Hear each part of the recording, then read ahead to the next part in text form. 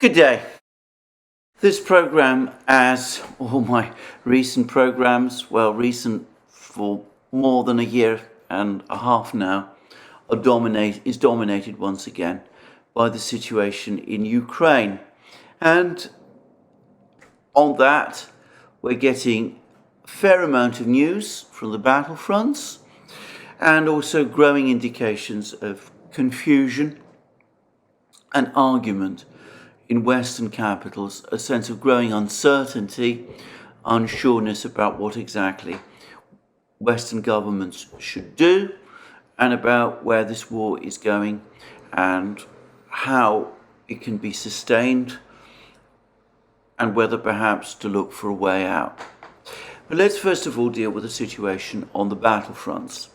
Now, yesterday I discussed how the leader, the commander of the Chechen forces in the war zone, Abdi Alaudinov, had said that he had received a direct order from no less a person than President Putin himself to capture the remaining part of Marinka, this small town near Donetsk city that is connected to Vuhledar in the southwest and forms a continuous battlefront with Vuhledar. Anyway, to capture the remnant of Marinka, which is still under Ukrainian control, and to bring the whole of Marinka under Russian control. And in fact, over the last few hours, there's been a cascade of reports that Russian forces, presumably spearheaded by the Chechens, though Alaudinov, in contrast to Prigozhin at Bakhmut, is very careful to say that he is having support, he's receiving the support of the regular Russian army. He's identified the various regular Russian military units that are participating in this battle. Anyway, reports confirm that the Chechens and the Russians do seem to be making significant inroads into the Ukrainian defences in Marinka. Now, yesterday there was a report that the Russians had captured 6 districts of Marinka. What that amounts to, I have no idea. What a district is in the context of this absolutely obliterated town, I simply don't know. But whatever it is, and it's essentially confirmed from Ukrainian sources, it seems that there is no real dispute that the Russians are making significant advances in Marinka. Presumably, if events continue along the lines that has been spoken of, discussed, then Marinka will be brought fully under Russian control at some point in the next few weeks. So that's one area where we can speak with some confidence about what's going on. There are growing reports about the situation at the other end of the line of conflict.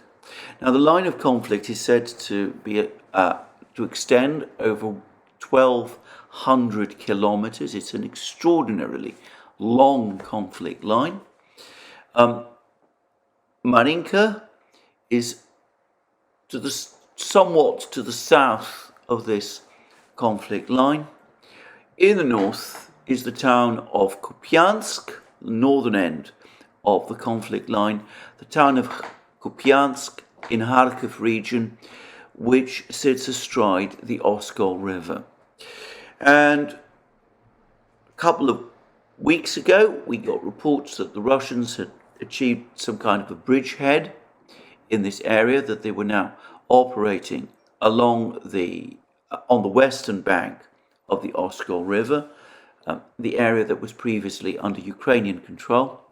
And we've been getting more and more reports that the Russians are gradually enlarging this bridgehead and are also increasing their pressure on Kupyansk along the eastern bank of the Oskol River as well. In other words, they seem to be moving towards taking Kupyansk into some kind of semi-encirclement, and there is growing speculation that at some point over the next few weeks the Russians will make an attempt to actually capture this town.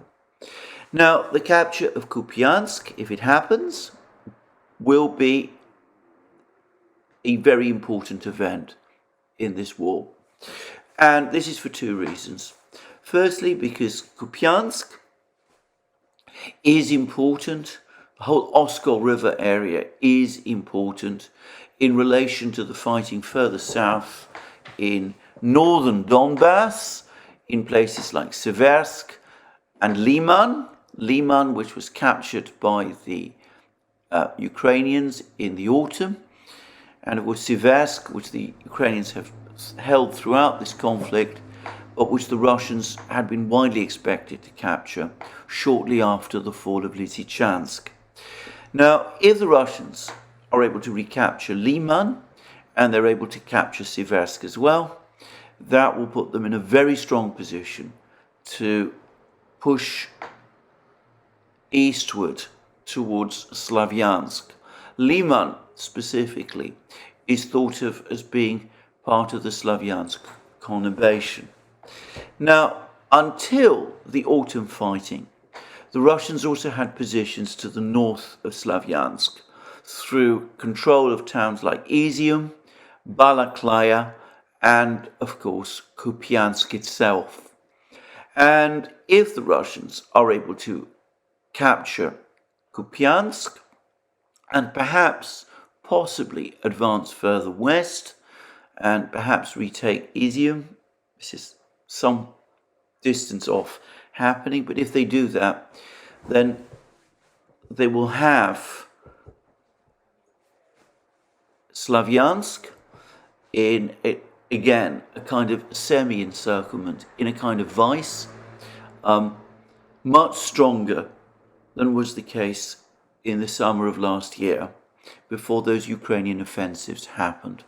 So you can see that, capturing Kupyansk might be of strategic importance. It might be a place which the Ukrainians could ill afford to lose. But of course, there would also be a major psychological effect, because we're talking about precisely the area where in the autumn Ukraine carried out its successful Kharkiv offensive. By far the most successful military operation, in my opinion, that Ukraine has been able to carry out over the course of this war. And in launching this offensive, the Ukrainians were able to recapture from the Russians towns like Balaklaya, Izium, but Kupyansk arguably was the jewel in the crown. And the reason that is so is because Kupyansk isn't just a reasonably sized place. It's about, as I understand it, had a pre-war population of around 40,000 people. But Kupyansk also became the regional capital for the Russian established government that administered the Russian-controlled areas of Kharkiv region. So the Ukrainians were able to advance there, capture this town, Kupyansk, and it was a significant psychological blow for the Russians when that happened. Now, if the Russians are able to recapture Kupyansk, it will mean that the major achievement of Ukraine's one truly successful offensive, the one that it launched in Kharkiv region last year, will have been reversed. And I think at that point it will be impossible, even for Ukraine's major supporters in the West, to go on pretending that Ukraine is in fact still winning this war. So Kupyansk is important, and the Russians know that, and in their usual way, slowly, methodically, incrementally, adopting that practice that I've discussed before, making haste slowly. They're gradually taking Kupyansk into what looks like a vice, and they're tightening their grip on the town. Now, doing this clearly also has another objective. Now, we've been hearing a great deal in the Western media about shaping operations by Ukraine in preparation for its great counteroffensive. And I discussed all this extensively yesterday in my video. I said that in no conceivable sense could any of these frankly chaotic operations that Ukraine has conducted over the last few weeks, the drone strike on Moscow, the attacks across the border in Belgorod region, in no conceivable sense could these be classified as shaping operations. But the Russian advance on Kupyansk is different. Even if it is not the Russian objective to capture Kupyansk itself, they are once again doing what they have consistently done over the course of this war, ever since General Surovikin took charge back in October. They're attacking places which Ukraine must defend because of their strategic and psychological, and if you prefer, political importance.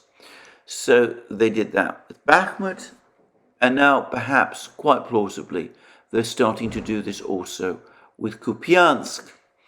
And what that means is that Ukrainian troops and Ukrainian armor and Ukrainian machines, which could have been used to support this offensive that we've been hearing so much about, that Ukraine was arguably going to launch, or perhaps one day will launch, in Zaporozhye region, most probably, that those troops are having to be hurriedly relocated north to try to avert for Ukraine the catastrophe, which it would be, of the loss of Kupyansk. I'm going to say straight away that I think that the loss of Bakhmut for Ukraine was a major psychological blow, as confirmed by the fact that officially Ukraine has not commented on the fact. It's not admitted that it has even happened. Kupyansk, the loss of Kupyansk would be an order of magnitude greater, given, as I said, the fact that it was the most important place that Ukraine captured over the course of its autumn counteroffensive. So the Ukrainians will do everything they possibly can to defend Kupyansk, which is why we could be looking at a long, complex and protracted battle like the one for Bakhmut. And of course, that suits the Russians perfectly. They are weakening the force Ukraine could commit to its counteroffensive. They're forcing Ukraine to divert men and machines to the northern borders, to the northern part of the conflict line. And they're setting themselves up again for a further battle of attrition. One where the Russians, as we have seen in Bakhmut, hold all the advantages, and this could be replayed again once more to Russian advantage in the fight at Kupyansk. And that now brings me to a very, very interesting article which has been written by the individual who calls himself Big Serge. I believe he is in the United States. I know that he's an Orthodox Christian. That's all I know about him. He clearly, I would say, does have a military background of some kind, and he certainly seems to be extremely well informed about issues of military history, about which he writes extensively. Anyway, he's written a fine overview of the Battle of Bakhmut, and he gives what might be described as a narrative account of the battle, and he discusses again the issue of casualties. Now, this article is on Substack. It's therefore behind, well, you have to subscribe to read it, which I urge everybody to do, by the way. So I'm not going to quote directly from it, but a number of things stood out for me about this account. First of all, he discussed extensively the incredible commitment that Ukraine made to defend Bakhmut. It seems that at some points, at various points in the war, the number of brigades from the Ukrainian army that were committed to the defense of Bakhmut amounted in aggregate to something like 40% of Ukraine's order of battle. Now, I want to make clear that I'm not saying that at any one time 40% of Ukraine's army was defending Bakhmut. What I'm saying is that the various units that were defending Bakhmut at any particular point in time, if you count them all together, all of them over the course of the entire battle, they are 40% of the units that make up the Ukrainian military. And he takes that information from the Grey Zone, who have been, as always, exceptionally meticulous in putting together this information. It's another, by the way, website which I would say people need to be aware of and perhaps should read. But anyway, put all that aside, that was one point that Big Serge made. And of course, he also points out that there have been reports from Ukrainian maps. I've seen some of these reports, which show that the number of Ukrainian forces, units defending Bakhmut at any one time was also enormous. And I can remember on one occasion, I seem to recall, it numbered 27 brigade level units located in and around Bakhmut, all participating in the defense of this town. And that is a staggering commitment to the defense of one place along this very complex and long conflict line, and it appears disproportionate. And here again, Big Serge makes the absolutely obvious, valid point that the commitment that Ukraine made to defending Bakhmut was all for nothing. It resulted instead in very heavy losses for Ukraine. He put it rather dramatically. He said that Ukraine lost the equivalent of an entire army trying to defend Bakhmut. Now, he explains why Bakhmut mattered. And I think, for me, the most valuable part of this account is his discussion of the way in which Bakhmut tied together the various Ukrainian defense positions in Donbass. And I think this is perhaps the single best discussion of the question of whether or not Bakhmut was in fact strategically important. And I think he confirms conclusively that it was strategically important, which is why Ukraine felt obliged to defend it. He also gives some guesstimates of numbers of casualties, and his figures of 35 to 40,000 killed on the part of the Ukrainian military, or shall we say not killed necessarily, but irretrievable losses. In other words, dead and very severely wounded.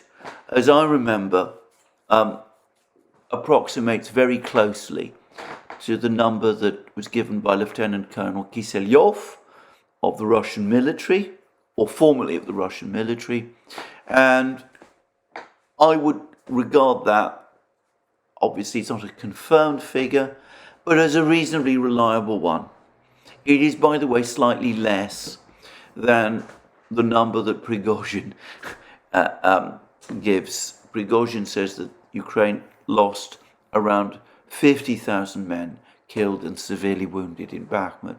Not an order of magnitude greater, but perhaps somewhat greater. Anyway, that gives us some idea of Ukrainian losses to defend Bakhmut itself. And Big Serge also discusses Russian losses. And here he puts them rather higher than I think some would do, based, I think, to some extent, or influenced to some extent, by some of the things that Prigozhin has said, specifically that extraordinary figure that he gave, that 10,000 convicts had been killed over the course of the fighting. Now, I want to say straight away that I am extremely sceptical about that figure. I think it should be treated with extreme caution. Various people have pointed out now that given that Prigozhin has an ongoing feud with the leadership of the Ministry of Defense in Russia, by the way, he is persisting with that feud at the moment. He continues to make some extraordinary claims, such as that the Russian Defense Ministry, Russian regular troops, tried to blow up some of his men, even as they were withdrawing from Bakhmut, from Artyomovsk, to be refitted and retrained and re-equipped in the rear. He is now making claim after claim about this. He's talked about the need for a Stalin-style purge in Russia. He says that the Wagner forces, even though they're refitting, would be more than willing to come to the defense of Russian civilians in Belgorod region. All that they need from the Russian military is ammunition, all these sort of things. Anyway, Big Serge, I think, gives just a little mite too much credence to these numbers that Prigozhin is coming up with. And as for myself, I find this figure of 10,000 killed convicts in the fighting, it's identical to the number of 10,000 killed convicts given by John Kirby of the United States' National Security Council. And I do wonder whether perhaps Prigozhin might just possibly have taken that number from Kirby.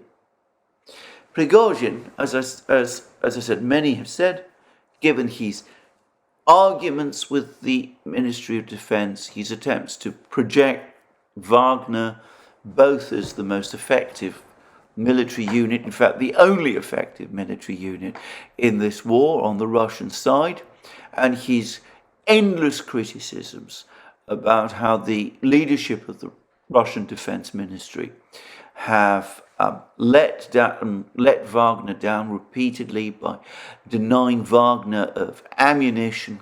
Anyway, Prigozhin has a motive to inflate Wagner casualties, and I suspect that that is what he's doing. So Big Serge thinks that the total number of Wagner professional troops who might have been killed in the fighting was around 4,000. This matches fairly closely, by the way, to Prigozhin's own figure, which is 5,000. It also matches very closely to the 4,500, which was the figure I was given for Wagner losses up to February, up to the end of February, by a private source. So I think that seems to me a reasonably strong figure, 4,000 to 6,000. About the conscripts, I think we should be realistic and say that we do not know. Now, Big Serge does make the point that if Ukraine suffered this huge attrition, lost trained men and machines, even if in some cases they were badly trained, or men, in defending Bakhmut, and that the Russians, in return, suffered losses not amongst their regular army troops, but their prison population. Big Serge makes the point, and he fully admits that this is a cynical one, that for the Russians that might have been a good trade. I'm going to say straight away that I don't think at all that this is how the Russian political leadership sees the matter. In fact, I can recall clearly that back in February, the Russian political leadership basically told Prigozhin to stop his recruiting efforts in Russian prisons, that he was going too far, and perhaps sending prisoners without necessary training too readily into the battle. And I think that far from the Russian leadership seeing this as a good trade, if too many prisoners were killed in this fighting, I suspect it might very easily have been the single factor that, more than any other, which led to this big argument between Prigozhin and the Russian Defense Ministry, and conceivably Russia's political leadership as well. Now, I've got diverted into a discussion of Prigozhin again, which hadn't been by intention, but since I am in fact talking about Prigozhin at the moment, I would like to make one further point about him. There's been a whole number of articles. There's one in Reuters today. There was one the other day on responsible statecraft with Anatol Lieven and George Beebe, all of them talking about Prigozhin mounting some kind of challenge to the political leadership in Moscow, and having a force of loyal fighters, Wagner fighters behind him. I think this is all absolute nonsense. I say that, though some of the people who are writing these things are people actually that I have quite a lot of time and respect for.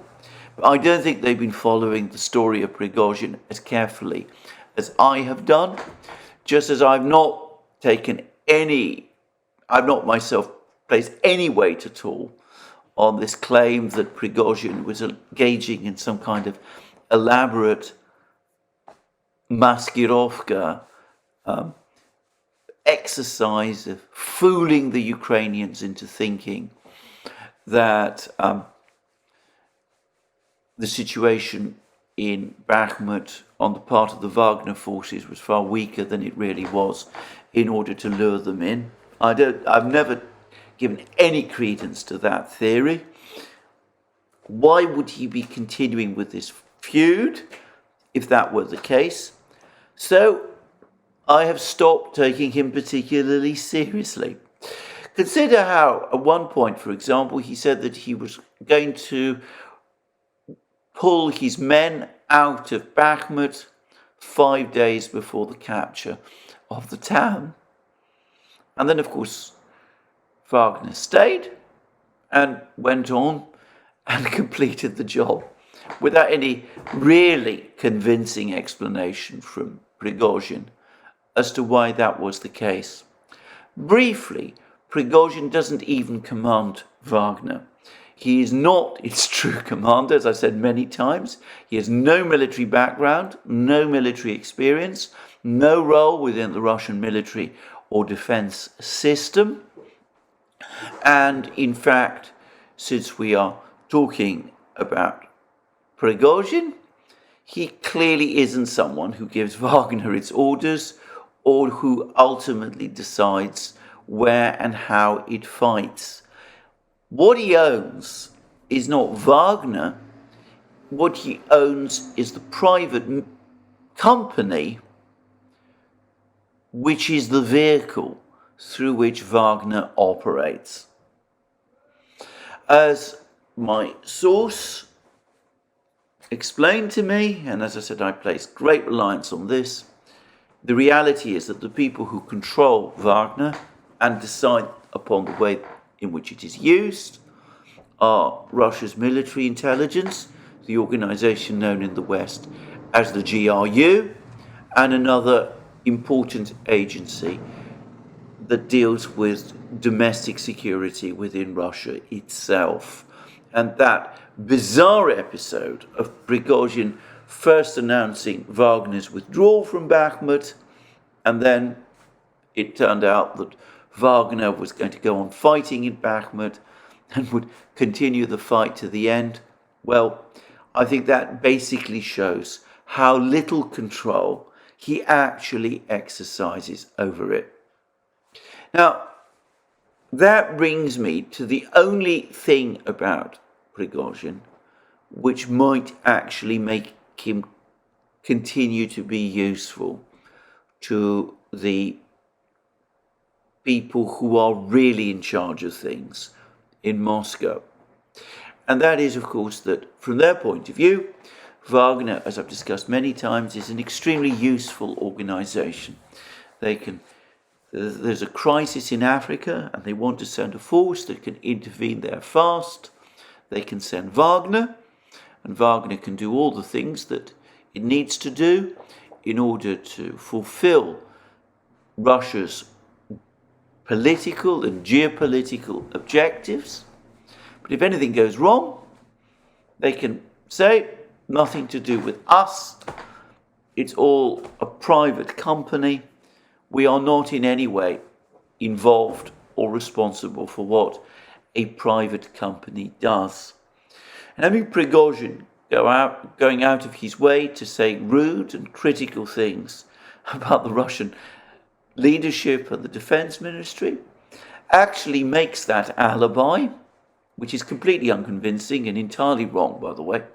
It makes that alibi look even more convincing. They could say, well, if Wagner forces are really there in the Central African Republic or Angola or wherever doing whatever they're doing, well, obviously it has nothing to do with us, because just look, the person who owns Wagner, Mr. Prigozhin, he doesn't even get on with the Kremlin, so why assume that he has anything to do with us?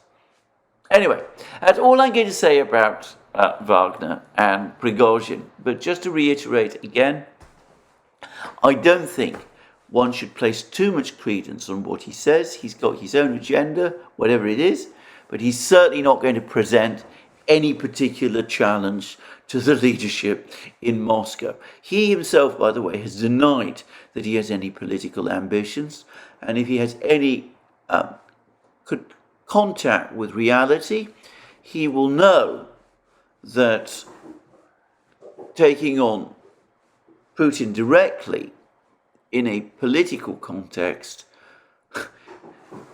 is not something that will produce for him any sort of success. So anyway, that's what I wanted to say about that. So an interesting discussion from Big Serge. It does have a few gaps. He doesn't discuss the extent to which Bakhmut does seem to have been developed by the Russians over time as a trap in which to lure the Ukrainians and to conduct attrition on them. He doesn't, as far as I recall, even mention Surovikin's role at any point in his article. He doesn't refer to the fact that Surovikin himself spoke about grinding the Ukrainians down, which it's clear to me is what Bakhmut ultimately was all about. Anyway, these are small gaps in an otherwise fine article. And I would make the point that he does also quite clearly show that one of the key reasons why the Russians were first able to capture Bakhmut and mete out much higher losses on the Ukrainians than they received is because of the extreme effectiveness of the Russian artillery, which in this battle, as in all others, is controlled and supervised by the Russian regular army, and that this artillery force playing its role alongside the Wagner forces was decisive, and that its capabilities, its coordination with the ground troops appears to be improving all the time. With every day that the war goes on, the Russian army, the Russian military continues to gain in competencies. And of that, I don't think there's any real doubt. And we see this every single day as the war continues. And I'm going to come to this important topic shortly. In the meantime, the Russian missile and drone attacks continue. There's something of a lull in them as I make this program. But there has been a rather curious row between Zelensky and the mayor of Kiev, Vitaly Klitschko, as to who is to blame for the fact that there aren't enough air raid shelters in Kiev, and a quarter of those that exist aren't in a fit condition to be used. Now, I'm not going to make any strong guesses as to who is right about this. I don't think anybody can say. I doubt that anybody in the Ukrainian political system has paid much attention to air raid shelters until fairly recently.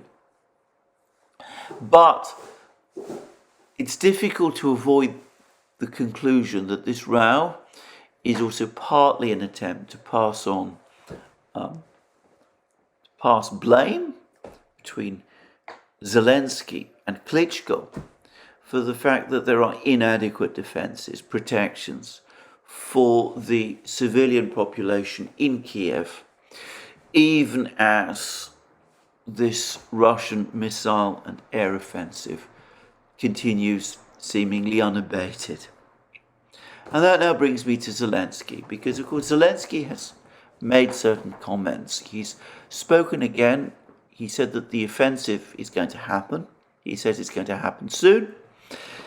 He's not saying exactly when. And he says it will happen, but things have to be prepared first, and that may take a little time. So even though the troops are ready and it could be launched from one moment to the next, people should nonetheless be patient, and it might take a little longer than everybody would like.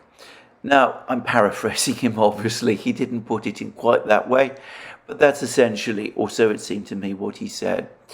And he also said that the offensive would be costly.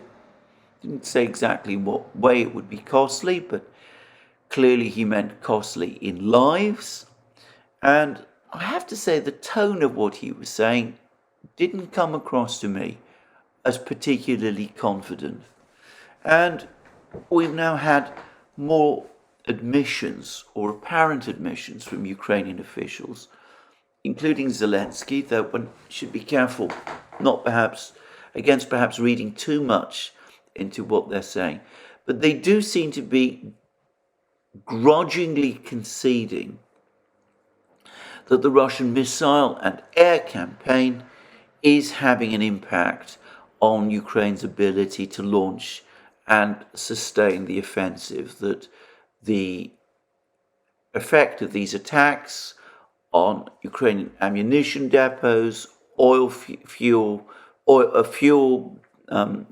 supply positions, all those kind of things, that it's having an effect, and that it means that the Ukrainian forces aren't as well equipped for this offensive as they need to be.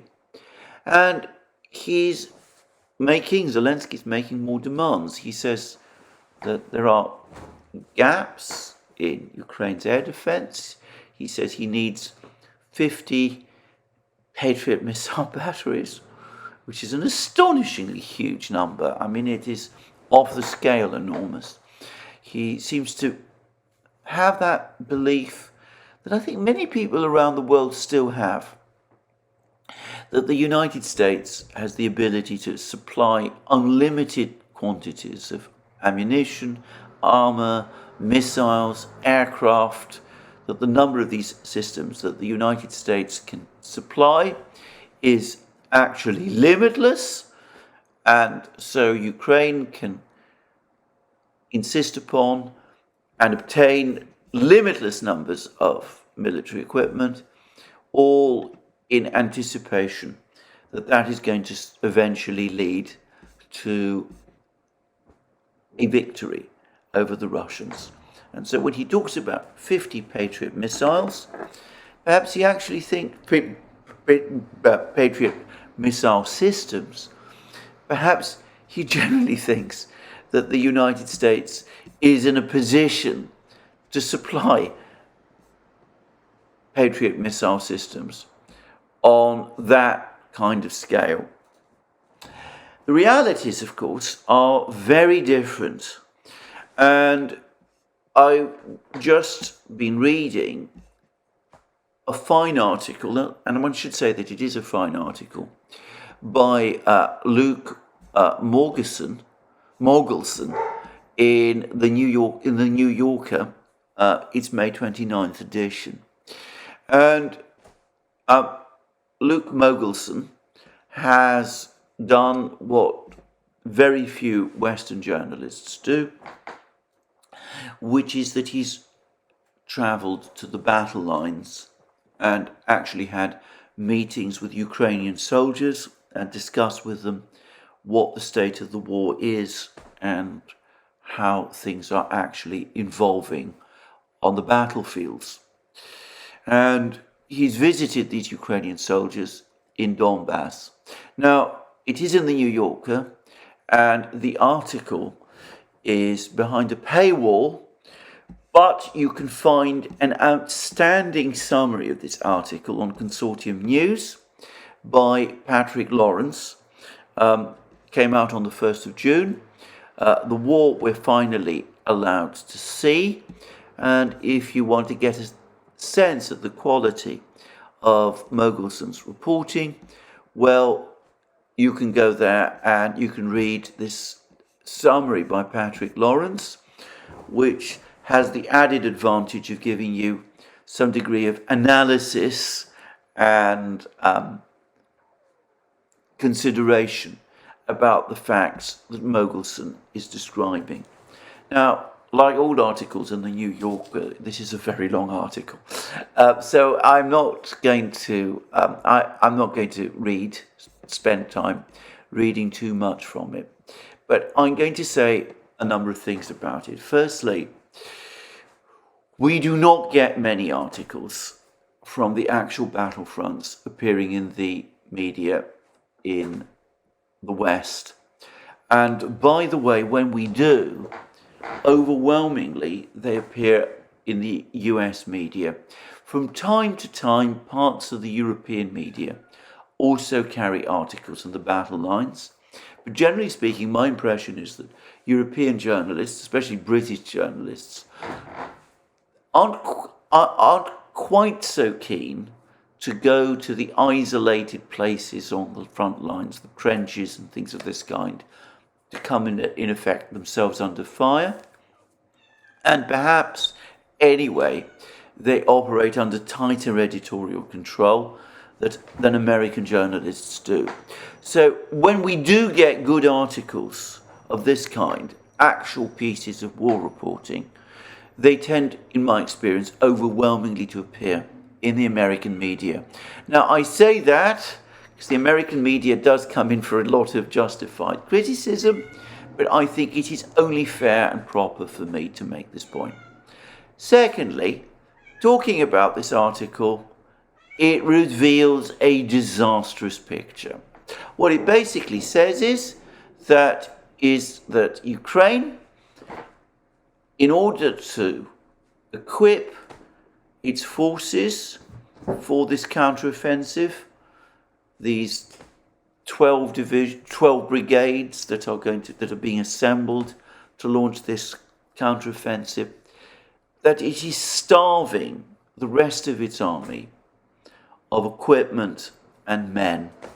And the most shattering thing about this article is the extent to which Ukrainian forces that are now fighting on the front lines consist of men who have just been conscripted into the Ukrainian military and who are sent straight into the battle, usually after just a few days, with only perfunctory training. And their equipment levels are declining. Mercouris talks at length about the fact that on one occasion he found a Maxim machine gun of a type designed in the 1880s, still operating. Well, Maxim guns were made in the Soviet Union right up until the end of the Second World War, so perhaps it's not so surprising that systems like that still can be found. But anyway, there we go.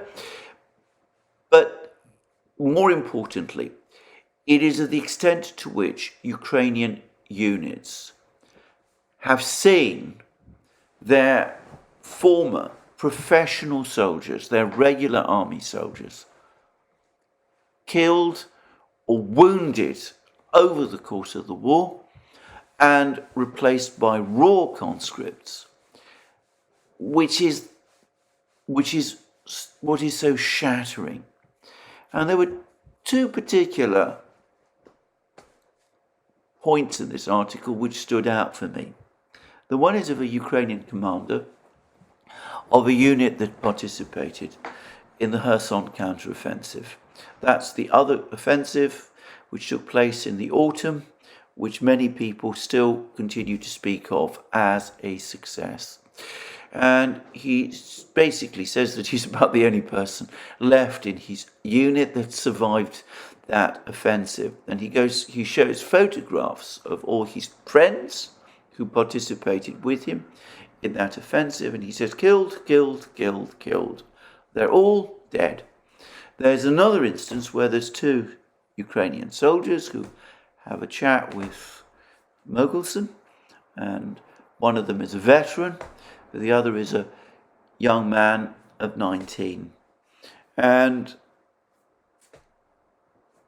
Mercouris asks the veteran, are you going to spend any time teaching this 19-year-old man how to conduct himself in this war? He says, there's no real point, because before long he'll be dead.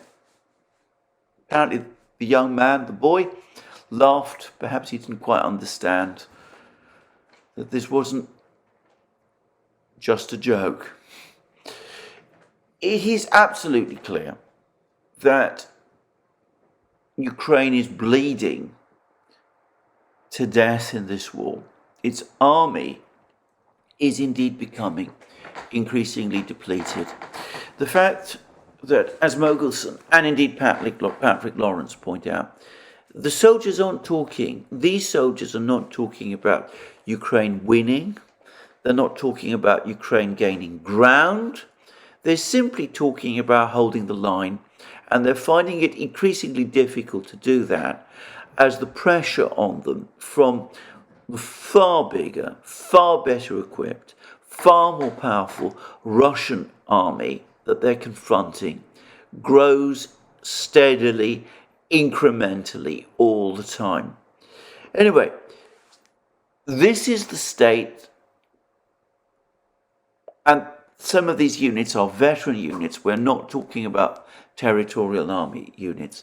This is the state of the bulk of what is left of Ukraine's army. By the way, in a recent video, I talked about The Guardian and how some Guardian correspondents spent time with Ukrainian soldiers who, as The Guardian said, were training to recapture Bakhmut. And as is all too typical of British commentaries about the war, this put an incredibly optimistic spin on a disastrous picture, because it too, the journalists who carried out this reporting, they didn't get as close to the front lines as Mercouris did, But these journalists also spotted the same thing that Mogelson did, that the men who are making up these units which are supposed to go on the attack eventually, except of course it's doubtful that they ever will. Anyway, many of them, again, are reservists, young people who've just been drafted into the war, sometimes seized off the streets, put into these units, given some perfunctory training, and then are expected to go into the battle. And in the case of the article in The Guardian, one of those men was actually a woman. You can make of that what you will. So that's what's happened. Ukraine is now left with a core force of perhaps 30,000 men in these 9 brigades. If we add the 3 brigades Ukraine itself is supposed to be training up, perhaps another 10,000 men there, say 40,000 men in 12 brigades who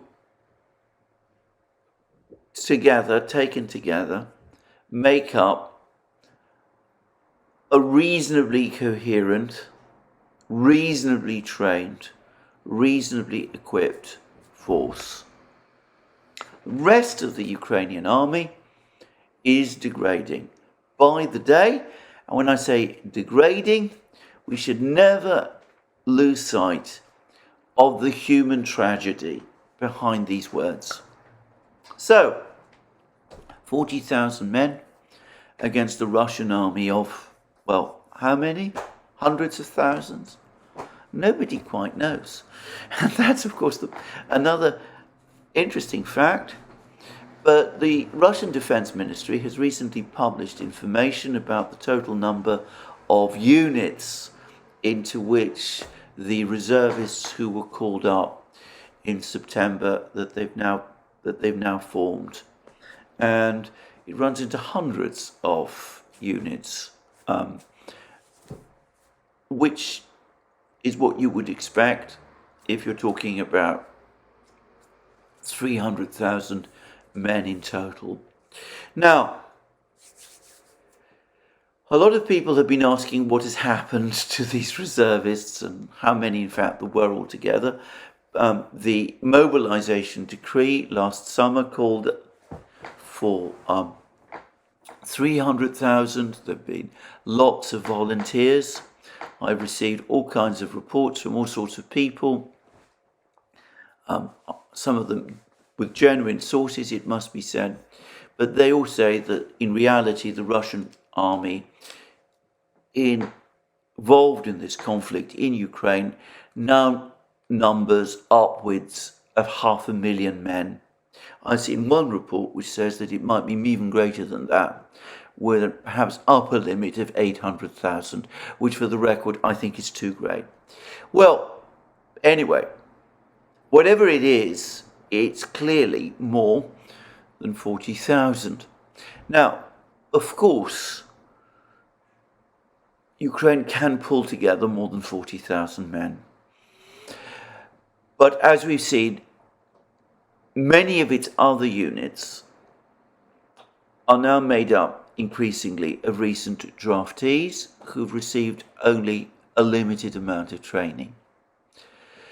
Some of the reservists that the Russians called up in September were, as I have discussed many times, people who had very recently served in the Russian military, people whose soldiers whose contracts had recently run out, and many of them, roughly half of them, were immediately sent back to their units. They were already trained men in a fit condition to fight, and their presence in their units made an immediate difference and is one of the key reasons why in the autumn, in November, the Ukrainian offensives finally ground to a stop.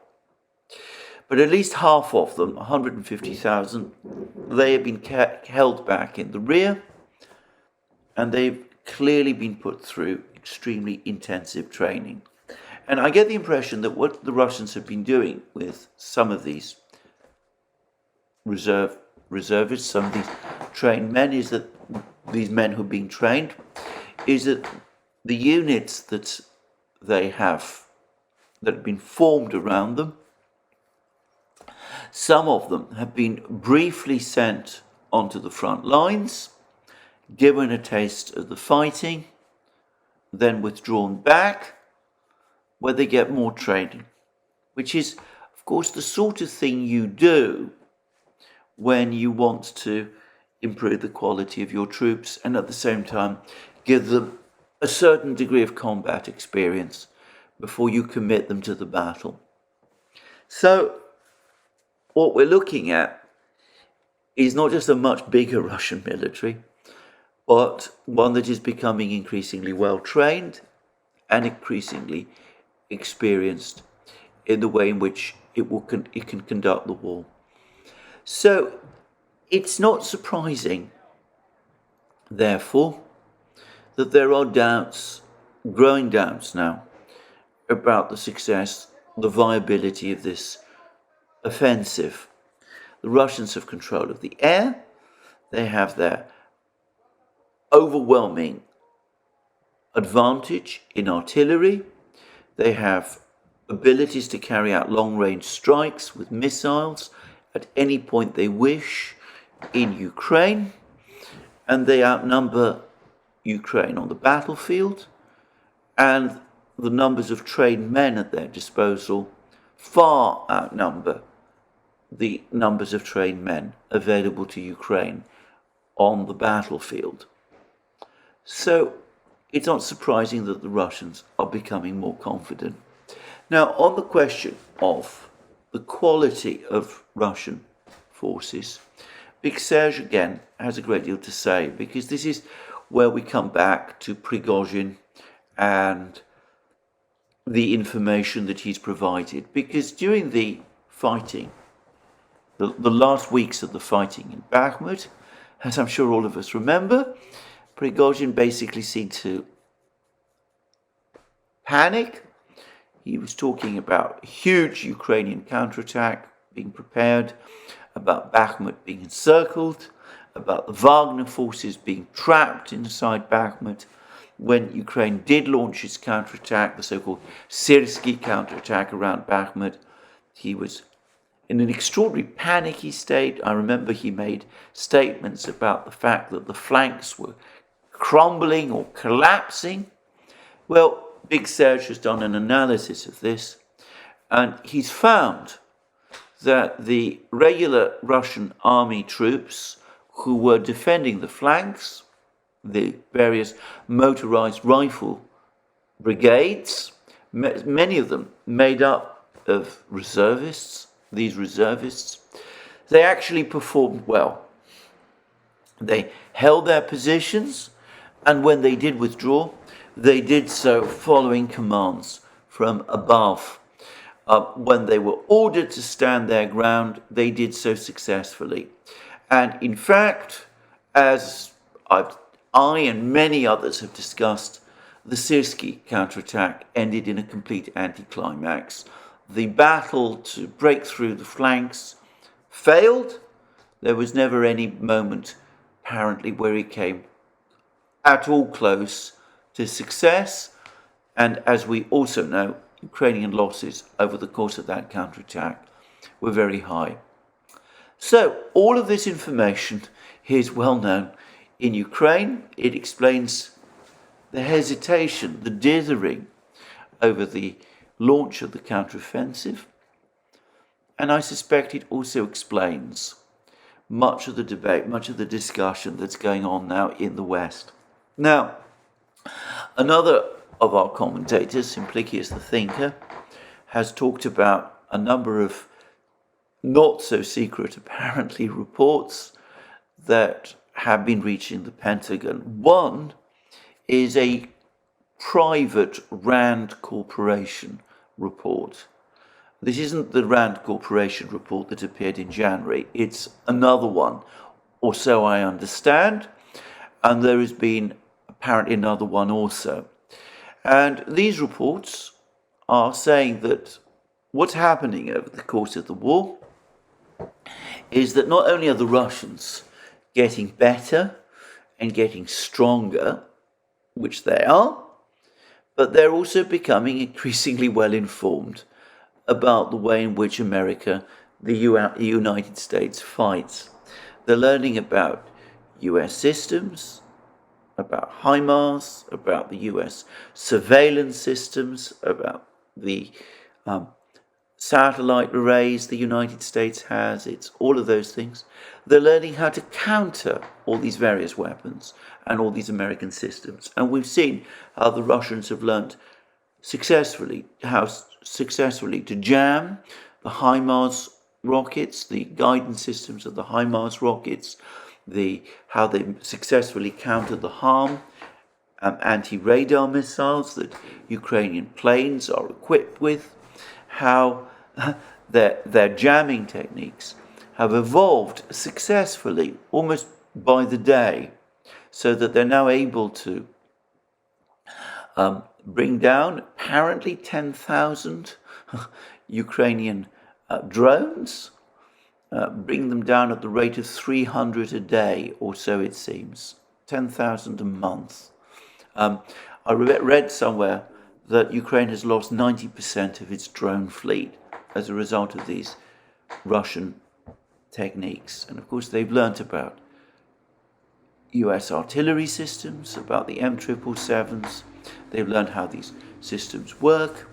They're learning more about the United States and the way it conducts wars every single day. And they're no doubt passing on a lot of this information to America's other adversaries, to China and Iran, amongst others, no doubt. And perhaps, again, unsurprisingly, the United States, some people in the Pentagon are beginning to become increasingly concerned about this. Simplicius the thinker refers to a US general who says, why are we helping the Russians to learn all about these things? The United States isn't getting anything like the same level of detailed, granular information that the Russians are, because, of course, it is one remove away from the actual battle. There is no equivalent to actually being there, being a commander in charge of troops. You're going to learn an awful lot more that way than you will if you're getting reports about it all the way in Washington from people who might be fighting. And apparently this is now starting to have an effect. It's increasing the level of opposition in Washington to a further prolongation of the war. But even as that is happening, of course, you get the countervailing pressures. Josep Borrell has again been speaking, for example. He's again said that, if the priority is to end the war quickly, there's a very easy way to end the war quickly. The West withdraws support from Ukraine. In that case, the war will end in a few weeks, Russia will win, and Ukraine will become another Belarus. In other words, another country essentially under Russian control. He said that this is unacceptable, we can't let that happen. We've got to keep the war going. We've got to support Ukraine. However that can be done, it's not clear how that can be done. He said we've got to keep that war going so that we win and not the other side. This despite the fact that, as I said just the other day, Jens Stoltenberg and Ben Wallace, hardly hardliners, hardly, as I said, appeasers, I should say, on the contrary, well-known hardliners, went out of their way to say also that Western arsenals are now becoming dangerously depleted. The United States has now had to sort TNT, commercial TNT, explosives, in Japan to try to maintain, apparently, not even increase, maintain its current production of shells.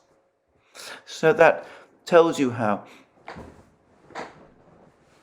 ad hoc, how improvised this whole operation is increasingly becoming, how all-consuming it's becoming, how it must be disrupting planning, Pentagon, instead of having to think about long-term plans in the Pacific region, for example, must now be focusing almost exclusively on Ukraine, about how to keep the Ukrainian army operating and functioning.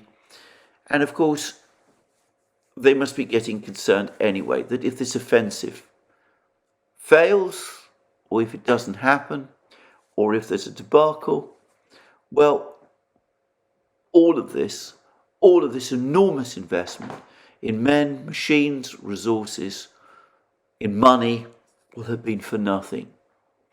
So we get pressure from people like Borrell, we get it from Blinken as well. Blinken, for his part, has made further claims about how the Russian economy is buckling, it's about to break down. There's been articles about this, that, things are not all as they seem with the Russian economy. It's really much weaker than it appears. All we need to do is keep the pressure up for a few more weeks or months, and eventually the implosion will come.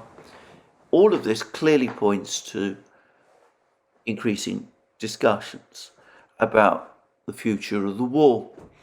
And at the same time, the United States is stuck in other respects. General Lloyd Austin, the US Defense Secretary, is now openly complaining about the fact that the Chinese won't pick up the telephone when he and other US military officials call. And he says that this is inherently dangerous. He doesn't seem to be willing to acknowledge the extent to which the actions of the United States government have contributed to making them dangerous in the way that he says. And nor does he seem to be at all willing to take any step that might in fact change the picture, like, for example, lifting the sanctions on the Chinese Defense Minister Li Shangfu. But anyway, we'll see what the Americans do. And of course, the US, Blinken in particular, must still be worried about the diplomatic catastrophe, I don't think that is too strong a word, of the G7 Hiroshima summit. The attempt to try to dragoon the Indians and the Brazilians, the idea of introducing them to Zelensky, introducing their leaders to Zelensky, in order perhaps to get them to change their minds, the incredibly tough words they got from Prime Minister Modi in response, Prime Minister Modi's lecture to Zelensky, Prime Minister Modi's lecture to the G7 leaders, President Lula's angry words after he was stood up at a meeting by Zelensky, who failed to turn up, President Lula's call to President Putin of Russia when he returned to Brazil. And by the way, there's been a further comments from President Lula's national security advisor. He said that the Western powers in treating Russia have been behaving like the Western powers behaved towards Germany at the Treaty of Versailles in 1919. They treated Russia as a loser of the Cold War, just as they treated Germany as a loser of the First World War, with the results that everybody knows. And the Western powers don't seem able to understand that in order for there to be peace in Europe, Russian security concerns must be taken into account. So with all that, with, as I said, all the evidence of a diplomatic catastrophe at Hiroshima, and with all the doubts in the Pentagon, I suspect that it's going to prove more difficult over the next few months to try to hold this coalition supporting Ukraine together. And I suspect that the glue at the moment, which is just about holding it together, is the prospect of this Ukrainian offensive and the hope that it will achieve something, anything, to justify all the hopes that have been placed in it, and which will then enable the United States and its allies to try to negotiate with the Russians some kind of terms which they hope will at least prevent their humiliation. And that brings us back to that offensive, because it is, it seems to me, the single most important reason, thinking about it, why the West continues to insist on this offensive. There's been another statement from the White House today saying that the United States has supplied to Ukraine all that it needs for this offensive, which basically says there'll be nothing more. You must launch this offensive now, and we're not prepared to wait. In other words, more pressure on Ukraine to launch this offensive, disregarding the contrary advice of people like Prime Minister Orban of Hungary, who says that this offensive needs to be called off and we should negotiate now. Because maintaining Western unity, keeping this coalition glued together, is now become the single most important thing. It is the priority over everything else. And if the offensive keeps the coalition together for just a few more weeks, well, as far as the leaders of that coalition are concerned, that is enough in itself to justify launching it, even if thousands of lives are lost in the process. Well, that's me for today. I will be returning again, obviously, with more programs soon. All that remains is for me to wish you a very good day and to remind you that you can find all our programs on our various platforms: Locals, Rumble, BitChute, ODYSEE, Rockfin and Telegram. Remember also to go to you can go to, if you want to support our work, you can go to Patreon and Subscribestar, links under this video. And also don't forget to check out our shop and get yourself the amazing things that you will find there: our magic mugs, our hats, our hoodies, our t-shirts, our sweatshirts, all those great things. Last but not least, if you've liked this video, please remember to press the like button and to check your subscription to this channel. That's me for today. More from me soon. Have a very good day.